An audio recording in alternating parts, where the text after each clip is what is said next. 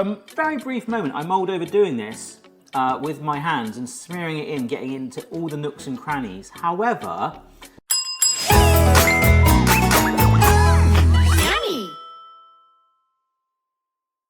what is better than 40 clove garlic bread?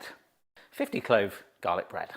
That's right, today I'm doing a recipe from the website Tasty. It's called 40 clove garlic bread, and I thought, well, I'm not the sort of person that counts how many cloves are in a bulb of garlic, so I'm going to get one extra one. Hopefully I've got 50 garlic cloves for ultimate cheesy, gooey, bready festival station that we're on our way to. We're on that taste train right now. Tom's coming with us.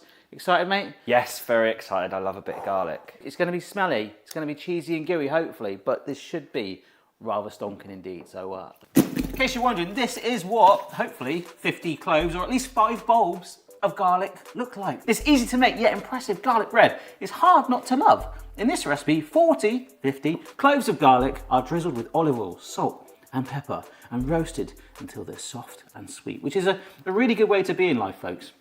Let's go. Let's get these bulbs out of their packaging. Oh, that one's a bit of a dirty one, isn't it? Apparently sliced down the top here. Oh my gosh, look at that. There is more than 10, isn't there? Unless I can't count. Look, 1, 2, 3, 4, 5, 6, 7, 8, 9, 10, 11, 12, 13, 14, 15. Right, we might be having like 100 clove. Looks really, really weird, doesn't it? Like some sort of weird alien thing. Is that even... I've never seen garlic with that as well. It's like it's sprouting, isn't it? Yeah. That's actually not good, is it? That's a discussion I need to have in my local supermarket, but I'm a big believer that it all goes down the same way. And it is still garlic, isn't it? It just looks more like an olive now, doesn't it? Yeah, there's something not right there. Look at that. Oh. Cue random trip to the supermarket. So my hands absolutely stink of garlic. This is a great start to the video. That's really bad. I will be making an official complaint in writing once my hands don't smell. Or maybe I should. I should hand write it in garlic. I look like an idiot talking to myself. What am I doing? Excuse me. So I bought some garlic this morning, some of the bigger bulbs, and they're all mouldy. Yeah, they're black, so just to let you know. Are they still over they're still on the shelf, yeah. Did I lock you in my car? Yeah. Sorry. I had to stay still so the alarm didn't go off. I made an actual like a naughty kid. Oh, but here we are. These look better. And we'll just see from the first one.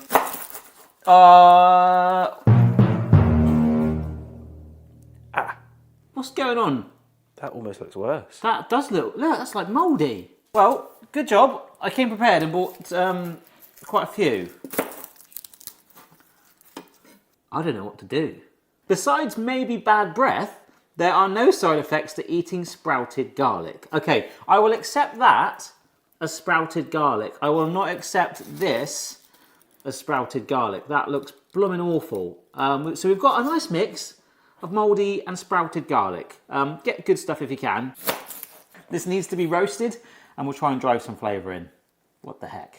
I'm not gonna lie, we've lost a lot of time on that garlic segment, but this will be nice, I promise. There we go. That looks like some sort of weird daisy. Oh my gosh. Thoughts, Tom? I'm not sure about a daisy. Yeah. The way you've got, I think you're losing your mind a little bit. I'm just trying today, to aren't you? yeah. Shimmy of salt and a pepper. So much pepper on there that it forgets that it's sprouting. Gather it up into some sort of pouch, and this goes in the oven for actually quite a long time. A whopping 45 minutes in there. That really does help to get rid of the root. This was going to be a nice simple video. It was like 20 to 11 and we're in a supermarket car park. Keep it really easy, we thought. Yeah. Really. All right, so whilst that is in the oven roasting away and Boston is giving Tom a bit of fuss, or vice versa, we have got some herbs to go in apparently. We've got some oregano, so we just picked some of that off the stalks with some fresh parsley and just bundled it all together and chopped away so it's all finely combined. This is 50 garlic. No, I'm not doing it again. No way, I'm never doing that again. This is what's known as a boule, a type of, a loaf of bread, a baguette, a baton. This is a boule. And we've got to do 1-inch cuts either side, 90 degrees, so you've got kind of like big openings. It's gonna bloom. Now this is moldy. I'm just gonna, the video's got, we're gonna end like, supermarket's had a bad day. Look at this thing. I bought this morning, it was freshly baked and it was warm. I'm not gonna lie, I really wanted to eat it in the car. And little did I know, a few hours later I'll be going back there. So what we do is, oh Tom, this is a left-handed serrated knife. As you'll notice, I am left-handed. We did a left-handed gadget video. The actual, there's a little, on each side of a knife, there's, I don't know the technical term, maybe it's called ball. It's got a slightly different shape to it, which means I can cut fairly straight. Does that sound really weird to you? Surely a knife is a knife. It has one edge. I thought it was just me, but when I cut with a standard serrated bread knife, like it does slightly go one way. So what I'm doing is I'm slicing right down to the base, okay, of this bread. We've now got to do 90 degrees the other way. And really flatten it. Yeah, look at that. It is springing back up. That still looks pretty awesome to me. I'm going to take that. It's just a lot flatter, but we've got some things to prop it up. I found, actually, if I just sort of squish it together. That smells really good. Does it? Yes. We're in a garlic cave, Tom. So put the bread to one side and grab a big old block of mozzarella, which could sometimes be used in an ice cream cone, as we found out the other day. Slice it up neatly into cards, down into strands, and then I'm going to go for chunky matchsticks. That's the official term. Get them like that. Even Boston's getting quite excited, wondering what's going on. Matchstick cheese right down here, and I'm hoping that that is going to prop up our bread. If not, I've made them too big. The really good thing is we've still got some more mozzarella in the fridge from the ice cream cone, Game of Cones. YouTube tweeted me and said that they liked the thumbnail. That's good praise. It was a little bit strange, but we'll take it. The thumbnail was strange as well. It was, yeah, there was some weird ones floating around, but check that out if you've not seen it. And we are gonna just take these sticks. I'm gonna start in the middle. So if I just, yeah, this is like an actual kids game. This is brilliant. Let's be completely honest here. This is starting to look very strange. Oh, it's that helmet from Back to the Future. It's like Doc Brown wore that. Great Scott! Made a bit of a hash of that, to be fair. Hedgehog bread. We're going to actually cheat the system a little bit. The instructions are to actually put this with the pasty thing we're going to make all in one. But because I've kind of gone for a more rustic look, it's a little bit high in places. I could trim it off. I could give it a bread ball haircut. A little bit short back and sides. But no, I'm going to take it and place it onto a new tray. And then hopefully by baking it using the heat in the oven there, just for a teeny bit, it might flatten this out slightly to give us a better base for the pasty thing. I think that's going to work. I smell that. You can. I can. That is strong. So that's going in there just to see if that can bring it down a bit. Oh my gosh, yes. Look at that thing. Oh, it's going to be still quite hard to spread. That looks... I mean, you could eat that now, couldn't you? The only problem with doing this, it's still in quite a big pan. Yeah, this is, this is like me on Christmas Eve, folks, when I've been to the garage to get Mrs. B some flowers and a pasty for Christmas. It's holding it together, and maybe we could put it in with this string still on to hold it in place. It needs smothering. Oh gosh, this is really hot. Oh my gosh, it looks like lemon wedges. Stinks, slightly more charred. I'm not gonna say it looks moldy, we've done enough of that, but that is flavour packed and getting a real smell of the pepper there as well. Apparently, Tom, we've got to leave that to cool for about half an hour, but I reckon I'm getting too excited now. We will get this done quite quick. If we can just pop this out. Oh my gosh! Ah! It's still quite hot. Ow! Ah! I couldn't wait because I'm excited and I really, really wanted to smear more garlic on my hands. Look at that! Ow! Fridges! Out! That's too hot. Give it another 10 minutes. I struggled to keep the camera still then. It's really painful. Folks, for a brief moment, the three males in this room right now, Boston was the most intelligent. I'm not going to deny Tom might have got involved in that as well. And yeah, it's rather pungent. However, we want to mush it now. Suddenly, 50 odd garlic cloves doesn't look like very much at all, does it? We're going to add some enhancements. Those herbs that we chopped earlier, just some butter that I've just softened up. This should look pretty cool. We're just going to bring this together to some herby, buttery, garlicky paste that we're going to smother all over that bread. For a very brief moment, I mulled over doing this with my hands and smearing it in, getting into all the nooks and crannies. However, I don't think I'll ever get rid of that smell. Ah, look at that. Right, back to the oven. That stinks of garlic, no surprise, for baking. What are you making? That. Oh, it actually looks really nice. But the smell from outside the kitchen is putting me off. Woo! The string has worked absolute wonders. Now, when I saw the video, it was quite disappointing, the actual finish of it like this, and I've done it slightly less because it almost looked more burnt than this. But now we finish it with a bit of Parmesan. All right, I've burnt my fingers enough times today. The first dip in here, I'm gonna go with a fork down in there and see if I can get some sort of pull on it. Yes, I can, but look at that heat coming out. Oh, wow. Surprisingly, it smells of garlic. That is proper comfort food. This is so weird, you're not really getting a garlic taste. Do you want to try some? You've been around this. more than anything in the world right Yeah. now. I'm actually quite tempted to just see how hot. Yep, that's hot. That is delicious. It's good, isn't it? Was it worth the stench and the random extra drive to the supermarket? It was. The garlic is almost completely inoffensive. It is. Inoffensive garlic. There's no overpowering garlic flavour. You get the herbs, you get the salty cheese, you get the stringy cheese. The bread's lovely and fluffy. And then, like say, fluffy, and almost like the butter has kind of like given it like a rebake. Yeah. It's a lot more higher than it was earlier. Yeah, it is. It's puffed up in the oven again, isn't it? That's really nice. I cannot say how much it stinks in here.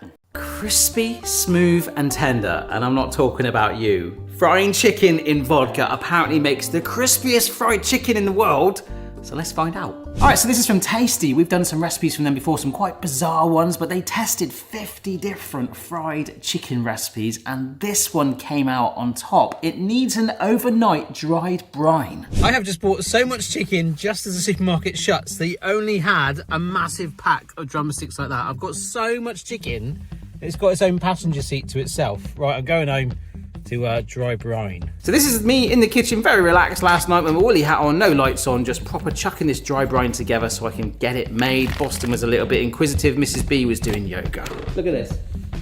Hello, Mrs. B. Why have you bought so much chicken? Why is Boston trying to do the downward dog? And for reference, that's it right there. It's had a good night. I really hope this isn't just me, but I thought a brine had to be wet. I thought a dry brine was a dry rub. Maybe it's just another phrase for that. A dry brine should make it juicy, flavorful, tenderize the chicken, and also give it crunch. It'll impart a richer, more intense flavor directly onto the meat because of the close contact between the rub mixture and the meat itself. Whereas something like a wet brine, for example, buttermilk. If I was doing this recipe normally, I would soak chicken ideally in buttermilk overnight, but we use that later in the recipe. So let's show you how I did that dry rub in actual daylight. Ingredients for the dry brine are very simple. We have got some salt, onion powder, garlic powder, a lemon, and some pepper. All of that is our dry rub. All very normal ingredients, which of course you could probably tweak. Lemon is probably optional, but that lemon pepper vibes. There is a surprise one for the wet ingredients in just a bit, but let's get this together. Look at that, those little strands of zest falling on there.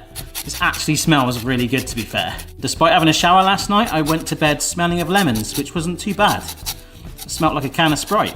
A little bit tangy on the nostrils, but we'll take it. Behold my tray of chicken, which will feed me for the next month. However, if this recipe is good, it's probably not gonna last very long. So for our dry brine to go onto this perfectly, we want to get the chicken nice and dry too, so it adheres to it. If it's too wet, the moisture will just kind of start to make it work already. You obviously make sure you wash your hands and all that, but I can see, like, as I'm like patting it, you're drying it out and it's sort of going more tacky, like ready for seasoning. And just sprinkle it generously on top. Get both sides done like that. Oh my goodness. And it is clinging to it really well. You can press it in as well, apparently, a little bit. Oh, beautiful. Check that out. Look how coated that is. But we've got to keep it dry. And this is a step that I didn't do last night. You'll notice there is kitchen towel in this tub. All right, let me just wash my hands. Love how I'm going like that as if to go, where's my sink? Oh. And then this is where we would overnight brine. I feel like the fried chicken Fugees then. 1 brine, 2 brines. I have done 2 brines. And that's the ones we'll be using in just a bit.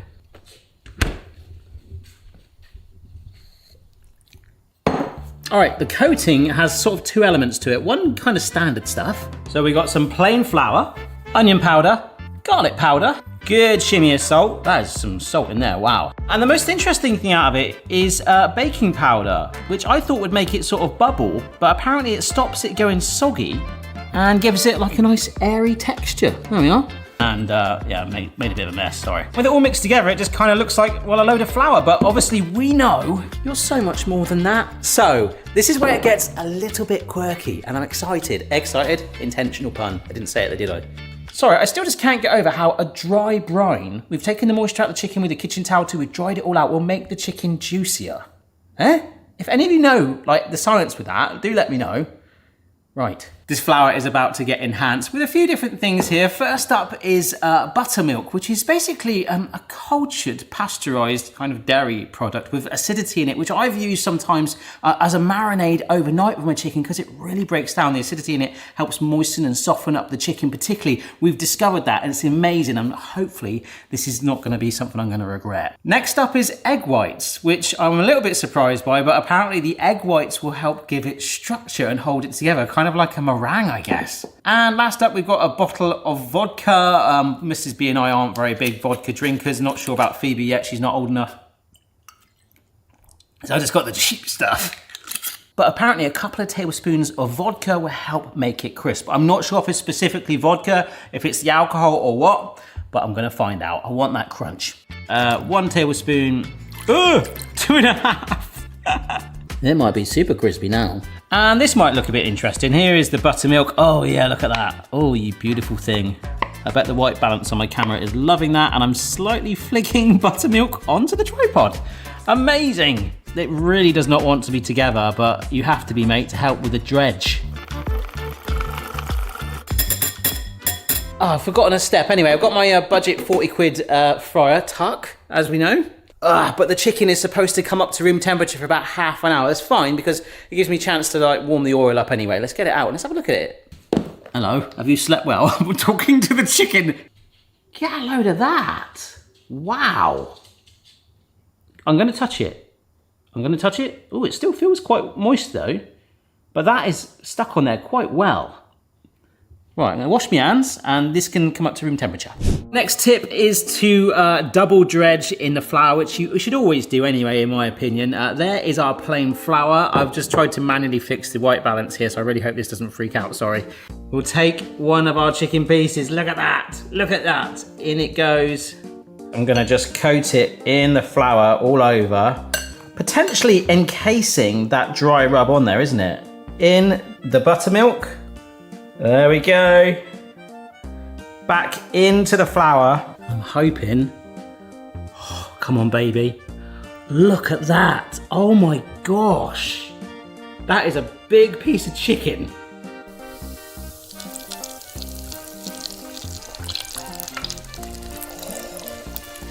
About 7 minutes.